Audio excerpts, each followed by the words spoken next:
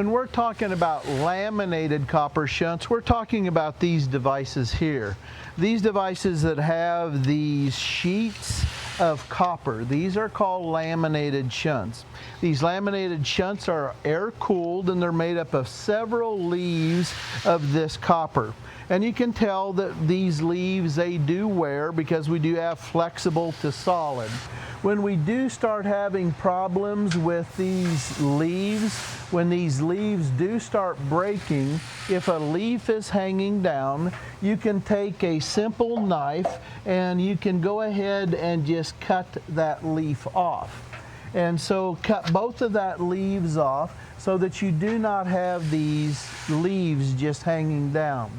Normally that you can cut up to probably about 10% of the thickness of that laminated shunt before you should replace it. But just understand, any time that we are dealing with removing leaves, we are removing some of the current carrying capabilities of this component. The more leaves that we remove, the less material we have to carry the same amount of current. So it's going to deteriorate at even a faster pace.